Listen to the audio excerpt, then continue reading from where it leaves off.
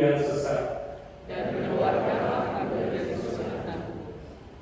Titiplah sengsaraku dan kesukaranku, dan ampunilah segala dosaku.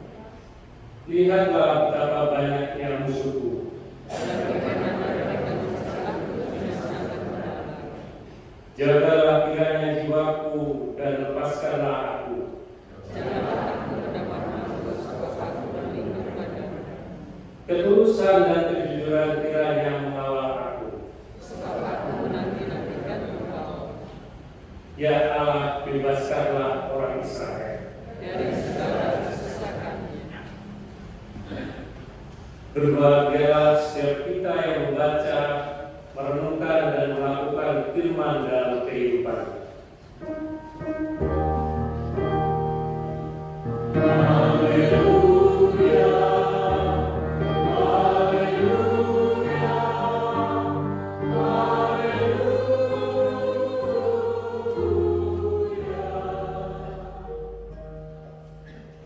Selamat pagi Bapak Ibu Saudara. Pagi.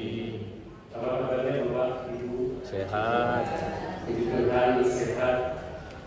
Kita tentu sangat bersyukur ya, karena sebentar lagi kita akan merayakan ulang tahun. Kemarin sudah merayakan ulang tahun DKSBS yang ke-39 sudah kita, dan sebentar lagi kita akan merayakan ulang tahun gereja kita. Dan bersyukur tahun ini semua berjalan dengan semangat ya. Lomba-lomba sudah berjalan dari minggu lalu ya, dan banyak lomba yang nanti masih akan dijalankan untuk membuat gereja ini menjadi gereja yang semarak. Kita semua menjadi orang-orang yang bersukacita menyambut hari ulang tahun gereja kita. Bapak Ibu yang terkasih, apakah kita ada yang asing dengan kata doa? Tentu tidak. Apakah ada yang asing dengan kata doa, Bapak Ibu? Tidak. Tentu tidak ya, benar sekali ya.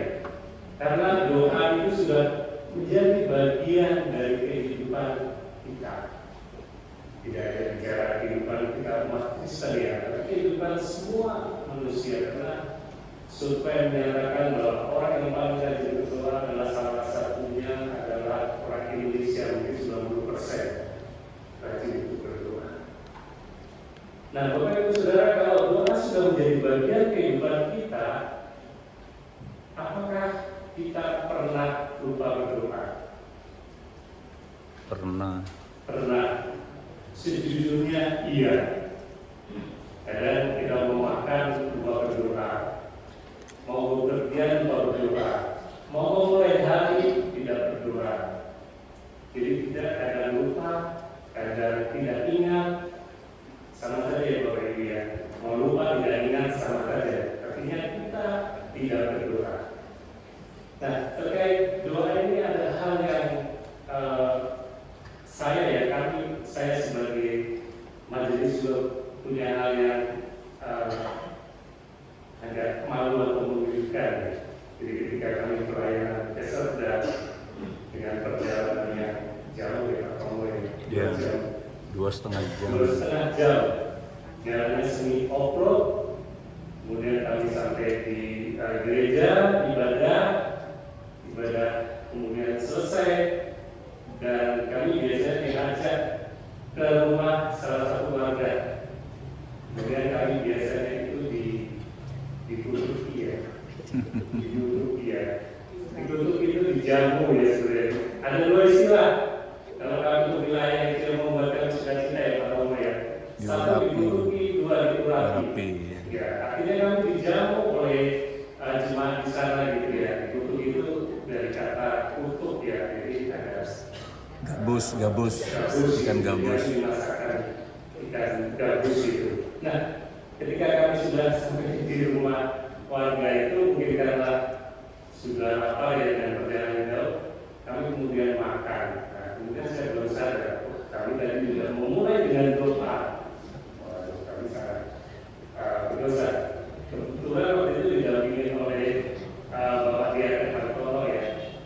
Jadi saya merasa, waduh, kami lupa berdoa gitu.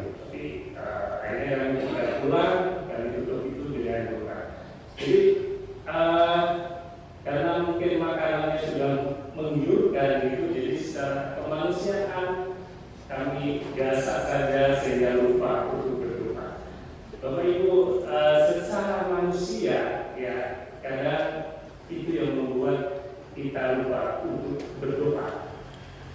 Nah, Bapak Ibu yang terkasih, kalau kita terkait bicara dengan doa ini banyak istilah kata-kata yang doa itu adalah bagian hal yang mungkin satu, doa itu bisa menjadi kekuatan hidup. Kemudian doa itu bisa mengubah segalanya. Terus doa itu adalah perintah hidup yang gelap.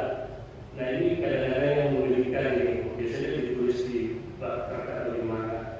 Di balik sukses seorang suami pasti ada doa istri. Kira-kira benar nggak Bapak Ibu? Di balik sukses seorang suami pasti ada doa seorang istri. Benar ya Bapak Ibu ya? Tapi jangan lupakan ya, yang mendoakan tidak hanya istrinya, mungkin anak-anaknya, keluarga besar, bahkan ibu pendeta-pendeta, jemaat gereja yang mendoakan kita. Bapak Ibu juga bisa cek ya, dalam ulang tahun pasti banyak sekali doa-doa baik yang disampaikan kepada kita. Pokoknya yang terbaiklah buat kita ulang tahun. Artinya doa sudah menjadi bagian dalam kehidupan kita. Cuma yang terkasih, kalau kita melihat kembali dari bacaan Mazmur 25 itu, Mazmur 25 ayat 1 sampai 22 itu adalah berbicara tentang doa Raja Daud.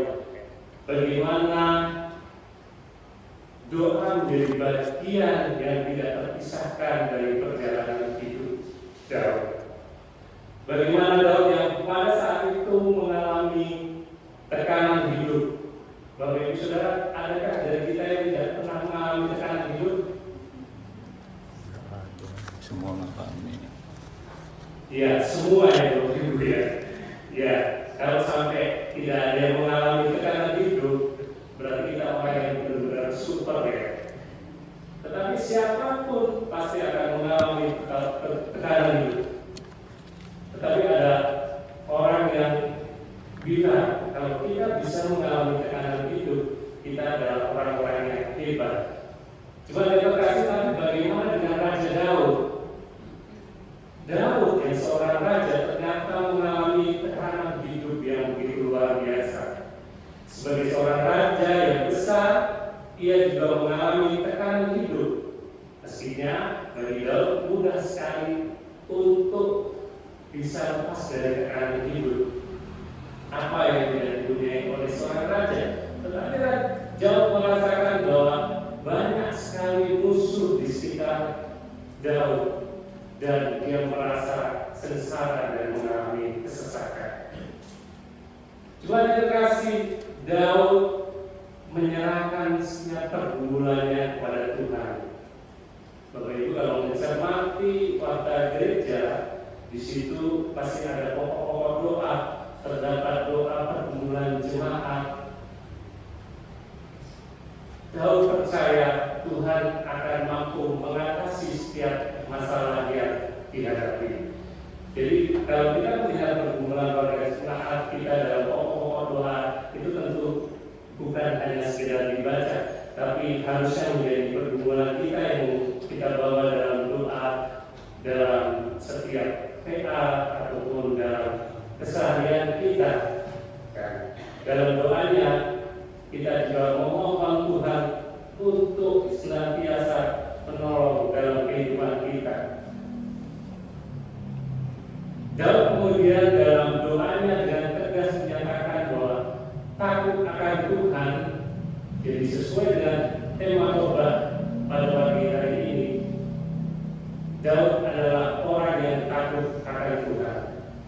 Cuma yang terkasih, kalau kita bicara tentang takut sebagai manusia normal, apakah kita salah kalau kita merasa takut dalam menjalani kehidupan sehari-hari?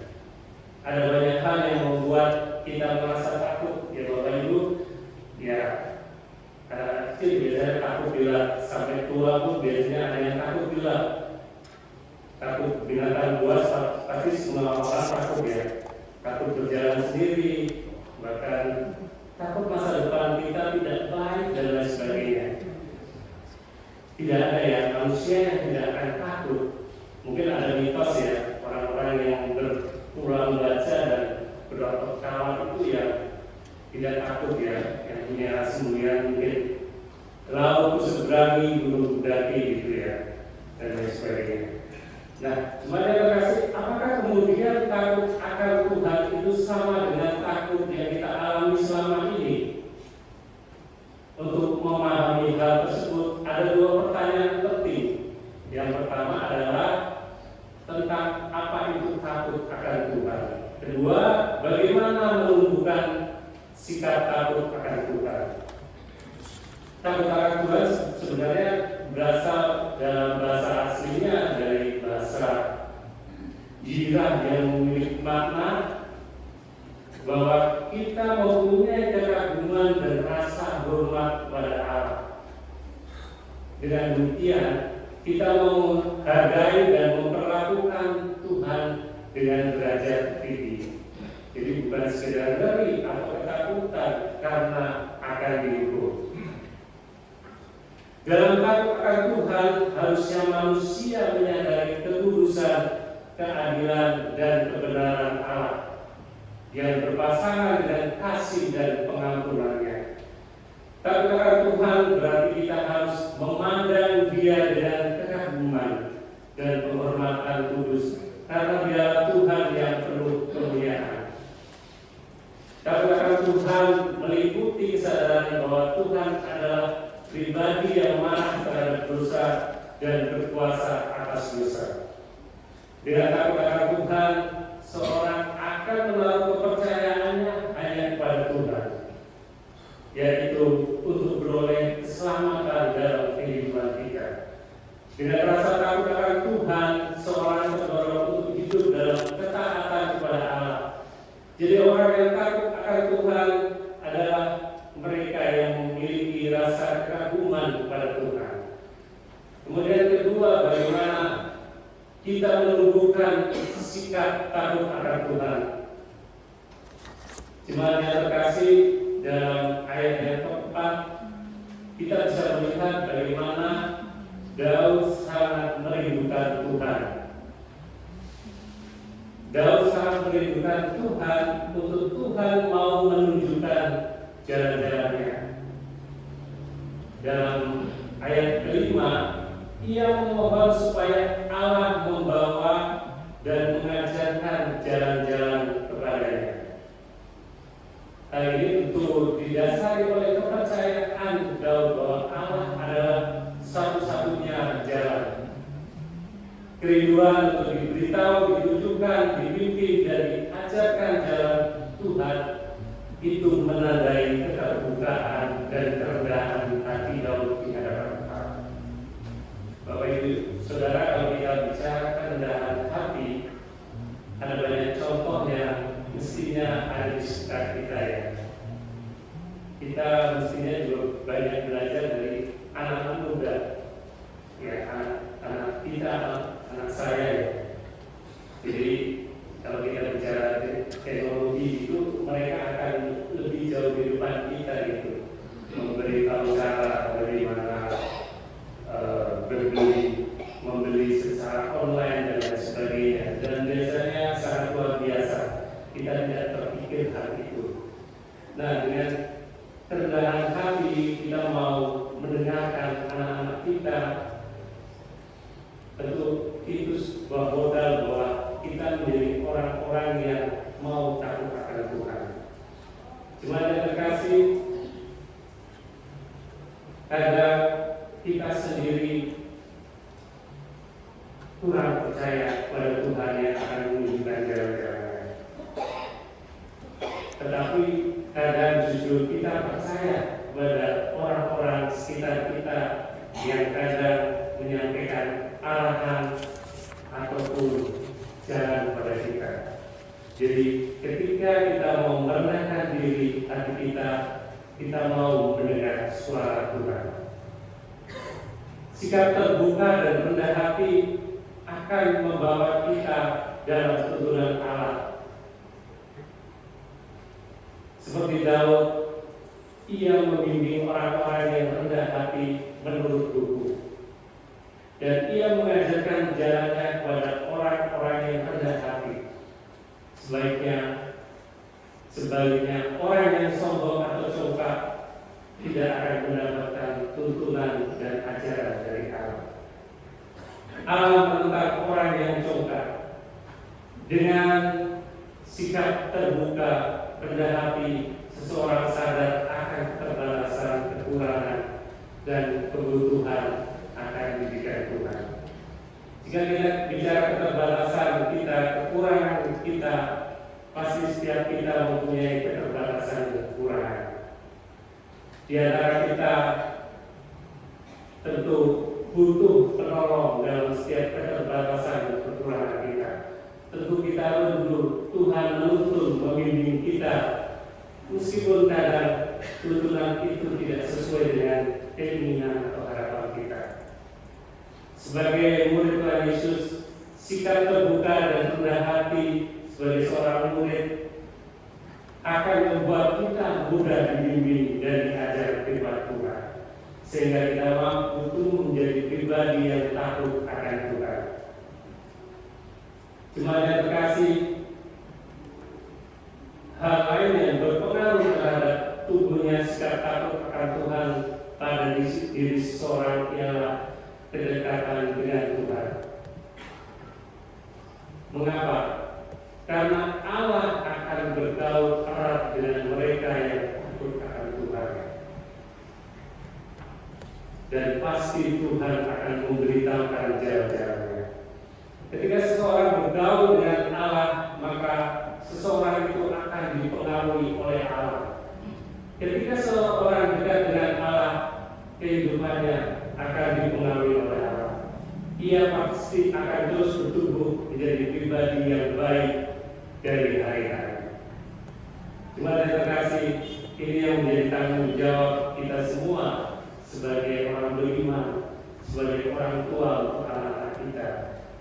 Bagaimana kita terus mendidik generasi muda kita menjadi generasi yang takut akan Tuhan.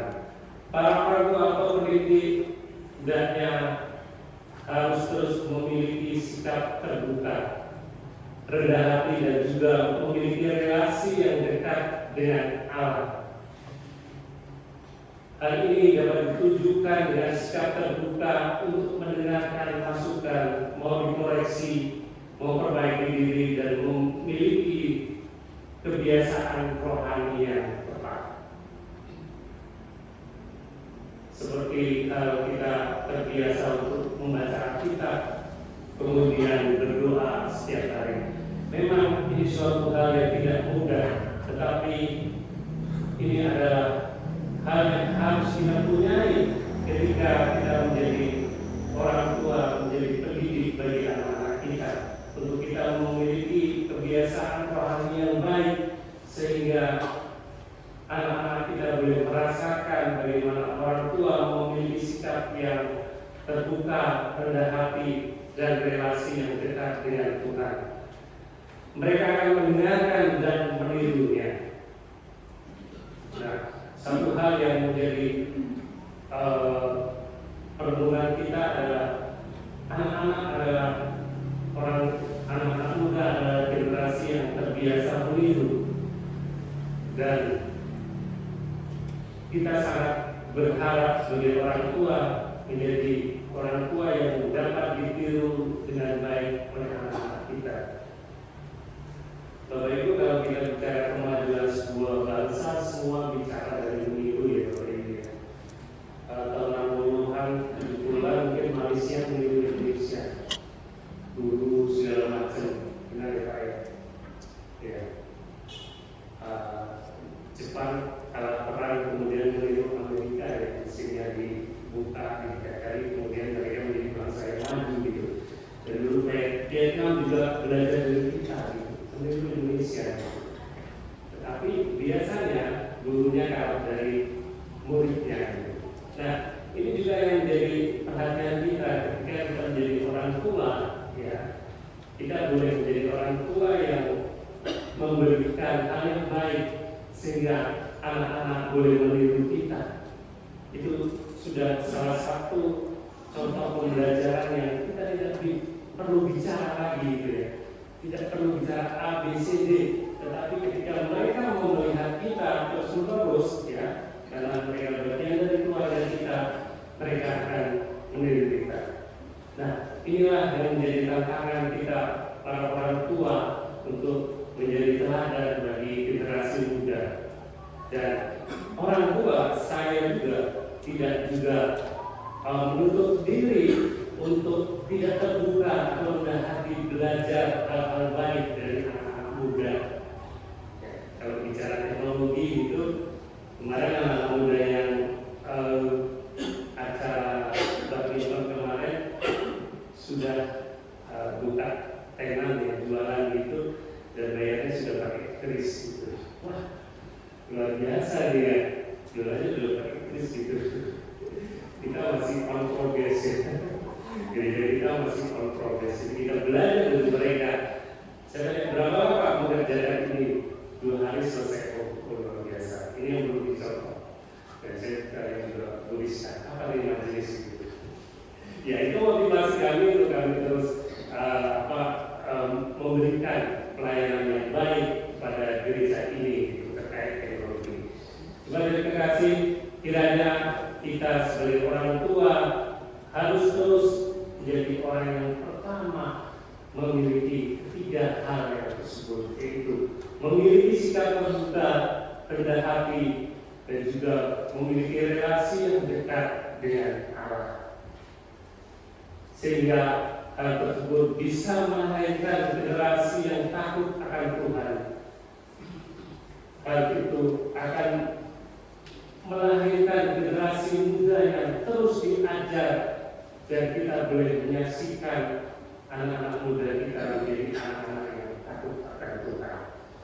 Cuma yang terkasih, sebagai penutup sesuai dengan yang kita baca dalam Nas Pembimbing Amsal 14 ayat 27, dikatakan bahwa takut akan Tuhan adalah sumber kehidupan, sehingga orang terhindar dari jerat maut.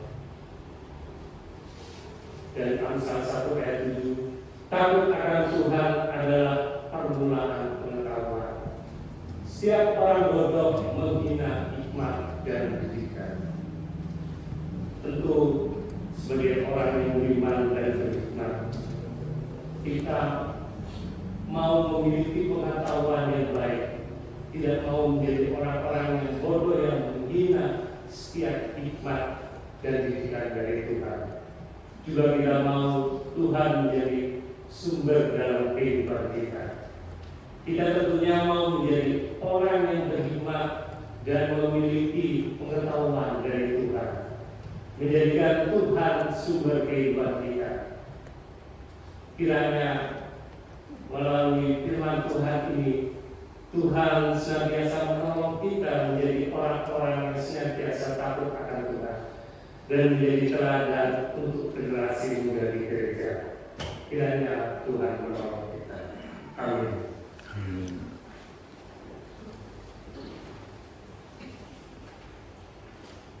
Saat